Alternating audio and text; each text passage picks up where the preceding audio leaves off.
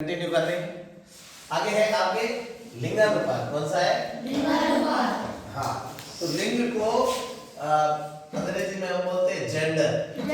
क्या? जेंडर। जिससे हमें ये पता चले कि पुरुष है या स्त्री है।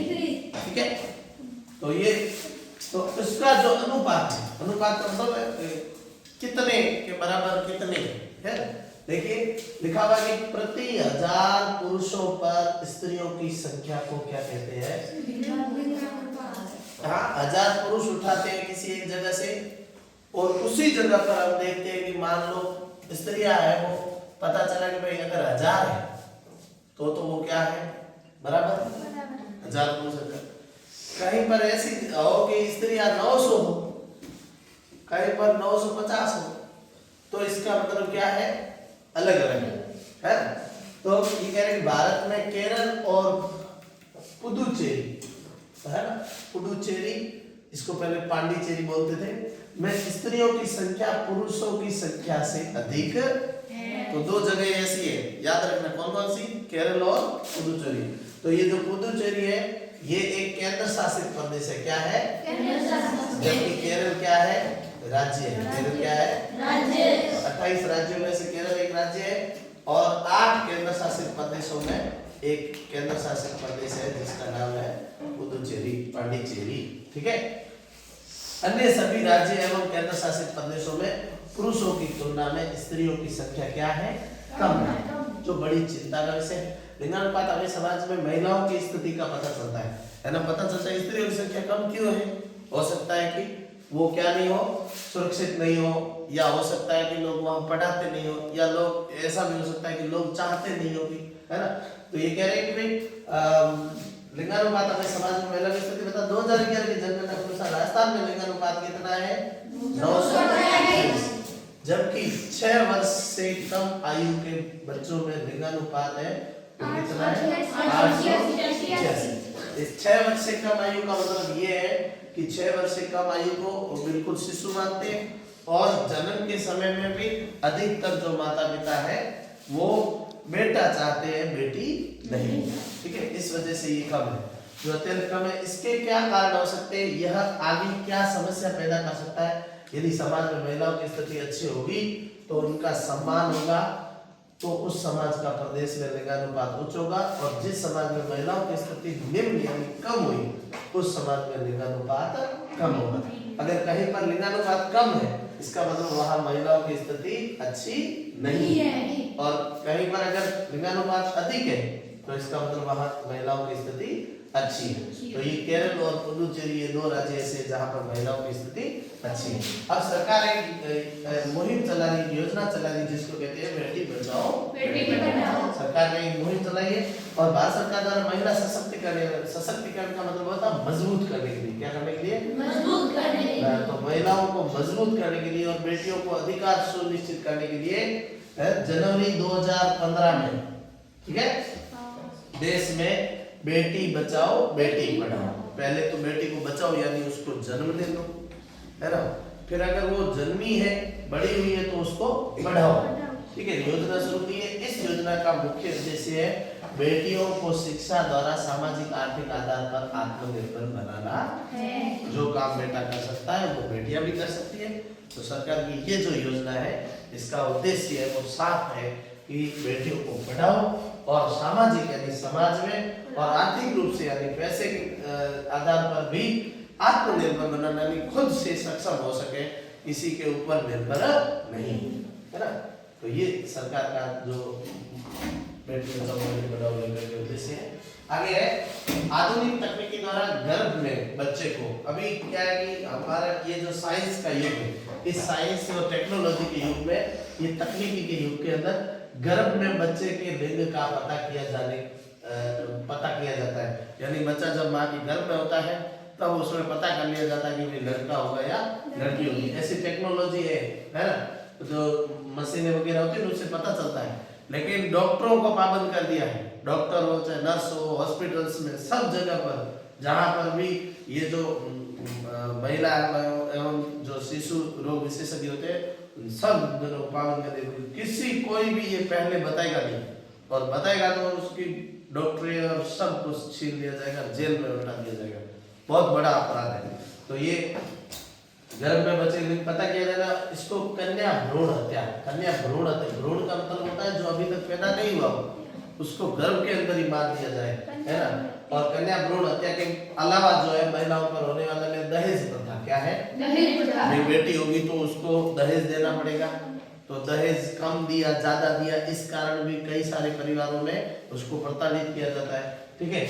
और महिलाओं के प्रति हिंसा, का मतलब क्या है कि घर के अंदर ही रहो, ये काम मत करो, वो मत करो, वो मत करो, तो है ना।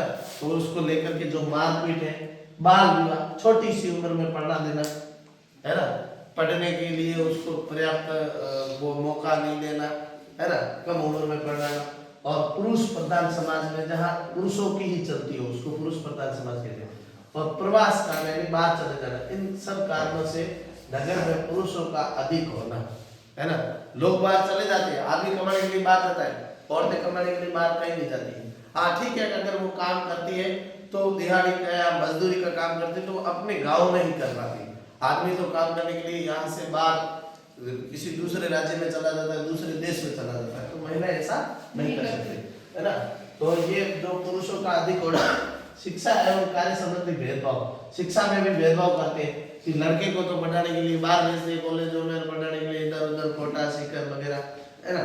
जबकि लड़की को बोलते हैं कि भाई 8वीं कर ली तो घर बैठ काम कर ली, 10वीं कर ली तो अब गाँव में स्कूल होते चलो 12वीं करा लेते हैं, बस इससे ज्यादा कुछ नहीं, ठीक है। तो ऐसा करते हैं, तो ये भेदभाव है। तो ये भेदभाव के कारणों से वर्तमान में बेटियां अपने आप को असुरक्षित महसूस कर रही है।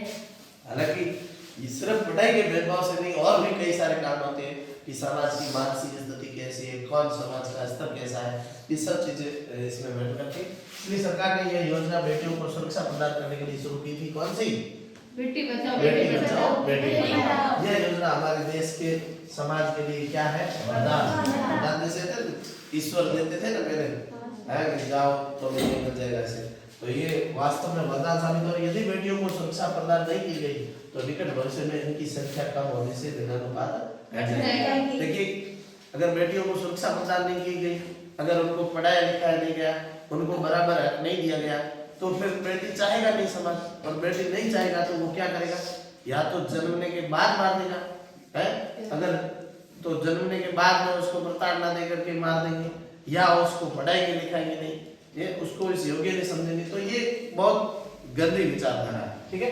तो इसलिए क्या है कि तो ये सब चीजें अगर उनको शिक्षा बराबर दी जाए, बराबर संस्कार दिए जाए, और उनको नौकरी में बराबर मौका दिया जाए, तो वो नाम रोशन करेगी। फिर किसी के घर पे अगर बेटी भी पैदा होगी तो उसको अफसोस नहीं होगा, है, उसको लगेगा कि भाई जो काम लड़का कर सकता है वो लड़की भी कर सकती है, और इसलिए वो नाम रोशन करेंगे। तो फिर गर्भ में मारना या बाद में मारना ये नहीं होगा, ठीक है। इसका समाज पर विपरीत प्रभाव पड़ेगा। शादी के लिए बेटियों की कमी और महिलाओं के प्रति अपराध जैसी कई समस्याओं का जन्म हो सकता है ना। जब महिलाएं कम हो जाएगी तो बहुत लोग हैं वो बिना शादी के रह जाएंगे, है, और ऐसे लोग आपराधिक प्रवृत्ति के भी हो सकते हैं। तो इसलिए क्या है कि जब शादी शुदा हो जाएंगे या कोई भी ऐसा नहीं रहेगा, तो लिंगानुपात में अगर कमी हो गई तो ये समस्या हो सकती है। कौन सी? एक तो शादी के लिए बेटियां नहीं मिलेगी, और फिर महिलाओं के प्रति अपराध है वो बढ़ सकते हैं, ठीक है। ऐसी और भी कई प्रकार की समस्याएं हो सकती है, ठीक है। तो लिखा हुआ है कि हम मां चाहते हैं, बहन चाहते हैं, बहू चाहते हैं, फिर बेटी क्यों नहीं चाहते? क्योंकि एक बेटी ही किसी की माँ होती है, एक बेटी ही किसी की बहन भी होती है, और एक बेटी ही किसी की बहू भी बनती है, ठीक है। तो हमें अगर ये तीनों चीजें चाहते हैं तो फिर बेटी को भी बचाना पड़ेगा। समझ में आ रहा? ठीक है। अब देखिए अगला है टॉपिक है वो है साक्षरता। क्या है? तो ये जनसंख्या के अंदर के सारे टॉपिक है, इसमें देखिएगा।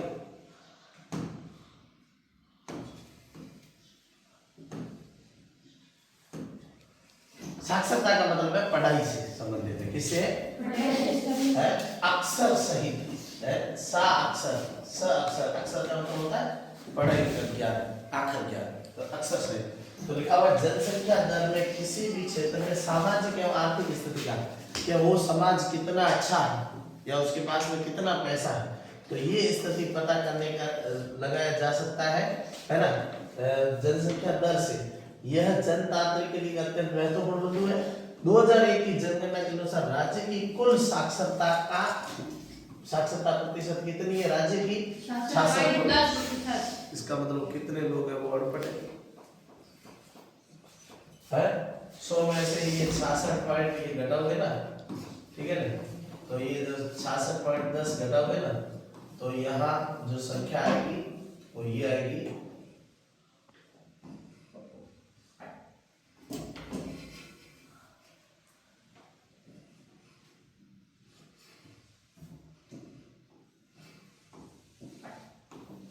33.90% लोग तो पढ़ रहे हैं। ये 2001 की, अभी ये बढ़ गई है, ठीक है। 76.6% के साथ कोटा में सबसे ज्यादा क्या है? साक्षरता है, ठीक है। ऊपर प्रश्न पूछा हुआ आएगा। और कोटा जिला में सबसे ज्यादा पढ़ने वाले लोग थे वो 2001 की जनगणना के अनुसार, जबकि सबसे कम लोग जालौर में है, आधा ही लोग पढ़ने वाला था, सारे गणा तो अनपढ़ है। पुरुष एवं महिला साक्षरता क्रमशः झुंझुनू और कोटा में सर्वाधिक है और प्रतापगढ़ और जालौर में न्यूनतम है, यानी कम है। तो ये होगा कि भाई किस जगह के लोग पढ़े लिखे कम है? तो प्रतापगढ़ और जालौर में। किस जगह के लोग पढ़े लिखे ज्यादा है? तो ठीक है। आगे है, अगला है पूरा धार्मिक संरचना। क्या है? धार्मिक संरचना। अब धार्मिक संरचना का मतलब है कि भाई कितने जातियों के, कितने धर्मों के लोग रहते हैं। लेकिन भारत की तरह हमारा राज्य भी एक धर्मनिरपेक्ष राज्य है। कैसा राज्य है? और यहाँ सभी प्रकार के धर्मों को मानने वाले लोग रहते हैं। इस राज्य के अंतर्गत यहाँ से देखो, हिंदू, मुसलमान, सिख, ईसाई, जैन, बौद्ध, ये विशेष करके रहते हैं। और इन मुख्य धर्मों के कई संप्रदाय हैं, जैसे शैव संप्रदाय जो शिव जी को मानते हैं, विष्णु जी को मानते हैं वैष्णव। ये मुसलमानों के बहन है शिया और सुन्नी, है ना। ये मेव और पठान, ये भी मुसलमानों में बहन की जन्म और कर्म भूमि है। यहाँ हिंदुओं के तीर्थ कौन सा? जैनियों का तीर्थ दिलवाड़ा का जैन मंदिर, इस्लाम का अजमेर ख्वाजा शरीफ है। और 2001 की जनगणना के अनुसार हिंदू धर्मावलंबियों की आबादी 88.5% है और मुसलमानों की कितनी है? 9.5%। और शेष जनसंख्या सिख, जैन और अन्य धर्म जैसे बौद्ध इत्यादि की, ठीक है। और अब आपको ये सारे में जो पीछे पढ़ कर आए हो उसमें देख करके बताओ कि राजस्थान में कुल जनसंख्या, जनघनत्व और वृद्धि दर, लिंगानुपात, साक्षरता, पुरुष साक्षरता एवं महिला साक्षरता, ये सारी बतानी है, ठीक है। तो राजस्थान की कुल जनसंख्या कितनी बढ़ी है? हमने 6.9। जनघनत्व कितना बढ़ा था? 200 व्यक्ति प्रति वर्ग किलोमीटर, ठीक है। वृद्धि दर कितनी बढ़ी थी? 21.3, है ना। लिंगानुपात कितना बढ़ा था? अभी 928, है ना। साक्षरता कितनी है? साक्षरता अभी पीछे बढ़ के आए थे हम, कितनी थी? 66.9 है, 66.1 है, जिसमें पुरुष साक्षरता और ये महिला साक्षरता ये अभी अलग से देख रहा है, ठीक है। तो ये आपको आने चाहिए। लिखा हुआ है आपके जिले की, आपका जिला कौन सा है? जैसलमेर की पहचान करके नीचे दे दो। इसकी कुल जनसंख्या का तो अभी अलग से वो हमने एक चार्ट है वो देखा नहीं था, ठीक है। जनगणना तो कितना था? कितने व्यक्ति? 17 व्यक्ति प्रति वर्ग। और वृद्धि दर हमने अभी देखी नहीं। लिंगानुपात और साक्षरता ये अलग से उस पूरे चार्ट में जो पीछे आपने एक चार्ट है उसको ठीक से अगर पढ़ेंगे तो उसको कर सकते हैं। अगला है भाषाई दृश्य। क्या है? भाषाई दृश्य का मतलब है कि कौन सी भाषाओं में बोलने वाले कितने लोग, प्रतिशत लोग हैं, ठीक है। तो भाषाई परिदृश्य में लिखा होगा राजस्थान की आधिकारिक भाषा कौन सी है? हिंदी, है ना। जबकि राजस्थान में पंजाबी बोली जाती है, तो राजस्थान में कौन सी बोली जानी चाहिए? राजस्थानी। कौन सी भाषा बोलनी चाहिए? राजस्थानी भाषा तो है लेकिन इसको संविधान में मान्यता प्राप्त नहीं, इसलिए यहाँ की आधिकारिक भाषा कौन सी हो गई? हिंदी। आम बोलचाल में, लोक साहित्य में राजस्थानी, ये लिखा हुआ राजस्थानी। और उसकी सहयोगी भाषाओं का बहुत महत्व है। हम जो बोलते हैं मारवाड़ी, मारवाड़ के अंतर्गत, तो तो ये मारवाड़ी है, ये राजस्थानी भाषा का एक भाग है। राजस्थानी आर्य भाषा परिवार का एक भाषा समूह है और कई बोले जिसमें देखो लिखा हुआ मारवाड़ी, मेवाड़ में बोली जाने वाली मेवाड़ी, वागड़ क्षेत्र में बोले जाने वाले वागड़ी, ढोंड क्षेत्र में ढोंडाड़ी, शेखावटी क्षेत्र में बोले जाने वाले शेखावटी आदि प्रमुख है। इसके अलावा यहाँ कौन सी नीली, मेवाती, गुजराती, गुजराती लोग कौन बोलते हैं जो गुजरात के टच है माउंट आबू वाले एरिया में, ठीक है। उर्दू भी बोलते हैं, ब्रजवासी भी बोलते हैं जो आपके यूपी ब्रज यानी मथुरा वगैरह आगरा के जो टच है, भरतपुर है, जोधपुर है, वहां लोग ब्रज बोलते है ना। उर्दू कौन लोग बोलते हैं जो लोग पाकिस्तान के एरिया से टच है वो उर्दू बोलते हैं, ठीक है। ये भाषाएं राज्य के अलग अलग प्रदेशों में अवश्य बोली जाती है राजस्थान में, लेकिन उन्हें एक लंबे समय से एक दूसरे के साथ में सामाजिक और व्यापारिक लेन-देन के माध्यम का लगातार संबंध है जाता है, ठीक है। अब राजस्थान में अनुसूचित जाति कौन सी है? अनुसूचित जाति को अनुसूचित जनजाति, ठीक है। अभी ये अनुसूचित जाति और जनजाति में फर्क है, ठीक है। तो अनुसूचित जनजाति को यहाँ हम बोलते हैं एसटी। क्या बोलते हैं? एसटी। एसटी में एस का मतलब है शेड्यूल, टी का मतलब होता है ट्राइब, शेड्यूल का मतलब होता है अनुसूचित, ट्राइब का मतलब होता है जनजाति। ऐसे एक और होता है अनुसूचित जाति। क्या होता है? अनुसूचित जाति। आगे हम उसको पढ़ सकते हैं। अनुसूचित जाति का मतलब होता है, अनुसूचित जाति का मतलब होता है एससी। क्या होता है? एससी। तो वो एस का मतलब शेड्यूल है और सी का मतलब है कास्ट। क्या है? कास्ट। कास्ट का मतलब होता है जाति और यहाँ टी का मतलब ट्राइब यानी जनजाति। राजस्थान के सतरंगी सांस्कृतिक परिवेश में राज्य की जनजातियां और उसके आकर्षक बनाती है। अनुसूचित जनजातियां अधिकतर गांव और पहाड़ और पठार और जंगलों में निवास करती है। अधिकांश जो खेती है वो कहां से करती है? खेती, मजदूरी और जंगल के उत्पाद को एकत्र कर अपना जीवन व्यतीत करती है। राजस्थान में जनजातीय आबादी सिरोही से आरंभ होकर के, कहां से? सिरोही से आरंभ होकर के और कहां तक? लिखा हुआ है कि सिरोही से प्रारंभ होकर के उदयपुर, डूंगरपुर, चित्तौड़गढ़, बांसवाड़ा जिलों में होते हुए बूंदी, कोटा, सवाई माधोपुर, टोंक और जयपुर जिलों के बीच में निवास करती है, ठीक है। अभी देखिए ये जिले कहाँ है, तो ये देखिए ये बड़े है ना। तो यहाँ कह रहे कि यहाँ से लेकर के जो जंगल है, जंगल होगा वहां जंगल के अंदर रहने वाले जो लोग हैं, है ना। तो ये जो हरा हरा क्षेत्र आ रहा है, ठीक है। तो हरा ये मीणा जनजाति का किसका है? जो भील लोग हैं वो कहाँ रहते हैं? यहाँ ये जो आसमानी क्षेत्र है। और ये जो पीला पीला क्षेत्र है इसमें कौन लोग रहते हैं? गिरासिया। कौन रहते हैं? ये नायका जो है ये कहाँ रहते हैं? बीकानेर में। कहाँ रहते हैं? तो ये कुछ जनजातियां हैं। कौन कौन सी? ये नायका, नायकड़ा, गिरासिया, भील और मीणा। तो ये सारी जनजातियां हैं, ठीक है। तो ये जो सबसे ज्यादा जो है वो कौन से लोग रहते हैं बताओ? मीणा। कौन से लोग रहते हैं? मीणा, ठीक है। और मीणा। और उसके बाद में ये कौन लोग रहते हैं? भील, ठीक है। फिर कौन रहते हैं? नायक। नायक कौन रहते हैं? नायक। और उसके बाद में कौन रहते हैं? सिरोही के अंदर कौन लोग रहते हैं? गिरासिया, ठीक है। तो ये गिरासिया लोग समझे। तो ये कौन सी जातियां हैं? एसटी। कौन सी है? एसटी यानी अनुसूचित जनजाति। जनजाति कौन सी? जनजाति, ठीक है। तो ये इसके बारे में हमने अभी पढ़ा है। लिखा हुआ कि राज्य की प्रमुख जनजातियां कौन सी है? भील, गिरासिया, मीणा और सहरिया। सहरिया, है ना। राजस्थान के सर्वाधिक जनसंख्या कौन सी निवास करती है? इसके अतिरिक्त कौन सी है? फिर गिरासिया, फिर सहरिया जनजाति।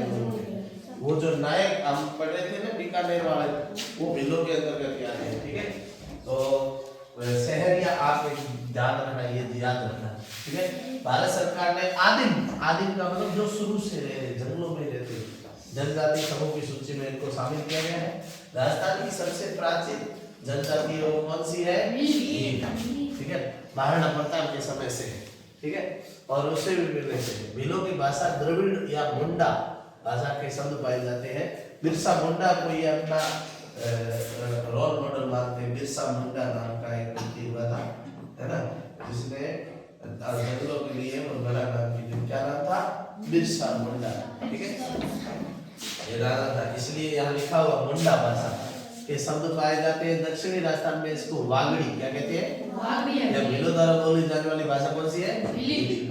इसकी प्रमुख आजीविका क्या है? कृषि। क्या है? कृषि। और वनोपज यानी वन में जो चीजें मिलती हैं वो। मीणा जनजाति की आधी आबादी जनसंख्या कहाँ रहती है? जयपुर, दौसा, सवाईमाधोपुर, करौली। अपने यहाँ पर गुर्जर है ना, वहाँ यहाँ से आते हैं।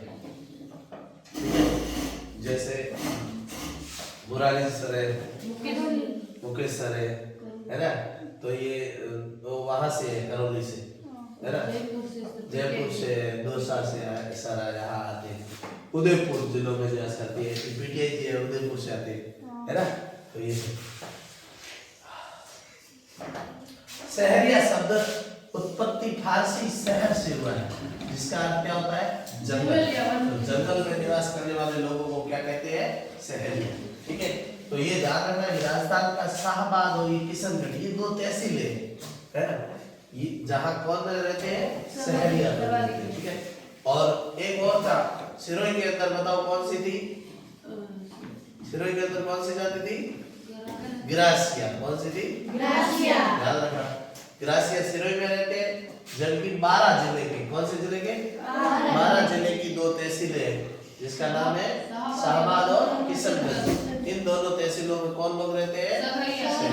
ठीक है, और बाकी बता दिया कि भाई जो जयपुर ये यहाँ रहते हैं और भील लगभग पश्चिमी राजस्थान में रहते हैं। ठीक है, कृषि मजदूरी लकड़ी और वनोपज करना एकत्र करना आजीविका इनके मुख्य साधन होते हैं। ठीक है, राजस्थान की प्रमुख बोलियां में कौन सी है? मारवाड़ी, ब्रज, उर्दू है ना, वागड़ी, शेखावटी, मेवाती, मेवाड़ी है ना, तो ये प्रमुख बोलियां है। और धर्म कौन से है तो बताओ? हिंदू, मुस्लिम, सिख, बौद्ध, जैन है ना, ईसाई कम रहते हैं। जनजातियों में तो मानने तो देखिए प्रमुख जाति और उनके जिलों को पहचान कीजिए। जैसे नाइक या नाइकड़ा ये कहाँ रहते हैं? बोलो। ग्रासिया कहाँ रहते हैं? सिरोही। कहाँ रहते हैं? भील और ये कहाँ रहते हैं? ये भी जालोर सिरोही में, ऐसा कह सकते हो। तो मीणा और ये कहाँ रहते हैं? अपने पता ही है, समझ रहे? ठीक है, तो ये आपके ये जो पार्ट है ये पूरा हो गया पॉइंट। इसमें अपने एक बार एक और चीज देख लेते हैं जो हम यहाँ छोड़ करके आए है ना, वो है पीछे एक जो चार्ट था, इस चार्ट को ठीक से हमारे को पढ़ना चाहिए है ना। तो ये चार्ट क्या है, इसको छोटा करते हैं। देखिए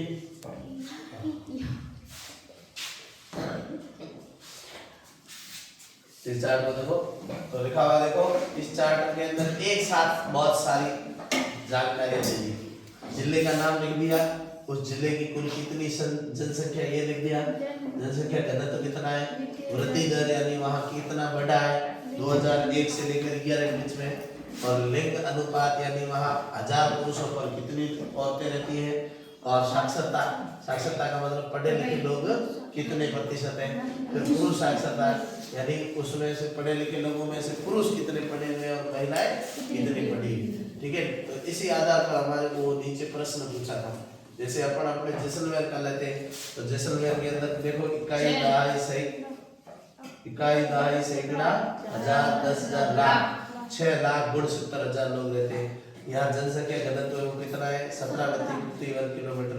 ठीक है, और यहाँ जो वृद्धि दर है वो कितना है 31.8 852 है ना, लगभग 148 कितने 148 लोग हैं, वो क्या है कि बिना शादी के रहना पड़ता है। 852 है तो है ना, क्योंकि 1000 पे 852 स्त्रियां तो कितने लोगों को 148 लोगों को बिना शादी के रहना पड़ेगा। इसलिए आप देखिए भाई अभी रील वगैरह बनाते हैं ना, तो क्या मेरे ब्याह नहीं हो रहा है ना, ऐसी रीलें ज्यादा बनाते हैं। क्यों बनाते हैं? क्योंकि हो नहीं रहा है। ठीक है, ये है कुल साक्षरता प्रतिशत कितना है 57.2 कम है, जिसमें से 72% है वो तो है पुरुष पढ़े हुए और 49% स्त्रियां पढ़ी हुई है। तो जहाँ जिस समाज में स्त्रियां कम पढ़ी लिखी होगी उस समाज का कहीं विकास नहीं हो सकता। क्यों? क्योंकि नई पीढ़ी को तैयार करने में, बच्चों को संस्कार देने में जितना हाथ स्त्रियों का होता है उतना पुरुषों का हाथ नहीं होता। ठीक है, तो ये था आपके कौन सा पार्ट है? जनसंख्या। कौन सा पार्ट है? जनसंख्या वाले पार्ट को पढ़ने के बाद में हमारे को ये जनसंख्या वाली ये सारी बातें समझ में आनी चाहिए। अभी इसके प्रश्न उत्तर देखते हैं। आप देखते हैं कितना आपने जो है वो राजस्थान में सबसे प्राचीन जनजाति कौन सी है? भील। हाँ, इसका मतलब बहुत ध्यान से पढ़ा है। ठीक है, अभी आपको राजस्थान के किस भौतिक भाग में जनसंख्या का घनत्व तो सबसे कम पाया जाता है, यानी जहाँ सबसे कम लोग रहते हैं वो कौन सी जगह है? ये है, ये है, ये है, ये है, बोलो। मरुस्थल में सबसे कम कहाँ पाया जाता है? मरुस्थल में। राजस्थान में सर्वाधिक जनसंख्या जनजाति कौन सी जनजाति की है? मीणा जनजाति की है। समझे? और बताना 2001 की जनगणना के अनुसार राज्य की कुल साक्षरता कितनी थी? 66.1। ठीक है, राजस्थान में 6 वर्ष से कम आयु के बच्चों में लिंगानुपात क्या था? शिशु लिंगानुपात कितना था? 888। हमारा राज्य भी एक कैसा राज्य है? धर्मनिरपेक्ष राज्य। निरपेक्ष का मतलब है जहाँ एक धर्म को बढ़ावा नहीं दिया जाता है, सभी धर्म बराबर है, वो धर्मनिरपेक्ष राज्य है। देखो जनसंख्या वृद्धि के 3 कारक कौन कौन से हैं?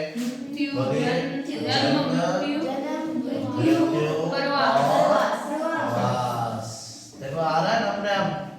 अब ये आपने याद किया है कि ध्यान से पढ़ा इसलिए आ रहा है? अरे प्रवास कितने प्रकार के होते हैं? प्रवास कितने प्रकार के होते हैं? प्रवास दो। कौन से? उत्प्रवास यानी उत्प्रवास यानी जाना, और आकर के बचना वो क्या है? आप्रवास। क्या है? ये प्रवास के 2 प्रकार है। बेटी बचाओ बेटी पढ़ाओ योजना क्यों चलाई गई? उद्देश्य पूछ रहे हैं।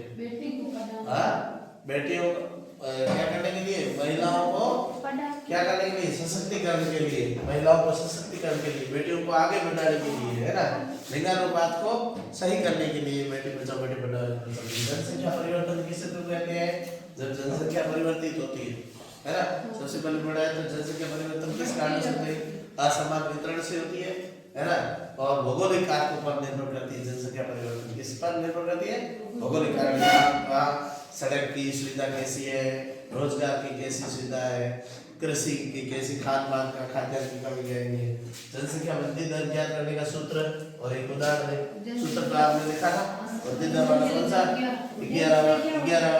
2001 वाली 11 वाली में 2001 वाली घटाए फिर 2001 वाली में फिर इंटू 100 करना है, वो जनसंख्या वृद्धि दर।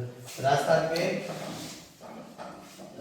लिखा हुआ है जनसंख्या में प्रादेशिक वितरण को नहीं, तो वो जो हमने सबसे पहले पढ़ा था कि मरुस्थल में कितनी निवास करती है, अरावली पर्वत में कितनी करती है, उत्तर पूर्व के मैदानों में कितनी निवास करती है, दक्षिणी राजस्थान में कितनी निवास करती है। लिंगानुपात किसे कहते हैं? 1000 पुरुषों पर महिलाओं की संख्या क्या कहते हैं? लिंगानुपात। और राजस्थान के परिप्रेक्ष्य में समझे तो राजस्थान के परिप्रेक्ष्य में लिंगानुपात कम बढ़ता है। राजस्थान की जनजातियों पर एक लेख लिखी। जनजातियां कौन कौन सी है? मीणा, भील, गिरासिया, सहरिया। समझ गए? ये था आपका पूरा पाठ। कौन सा? अब आप इसको किताब में जाकर के बहुत ध्यान से पढ़ोगे तो सारी चीजें समझ जाएंगे। ठीक है।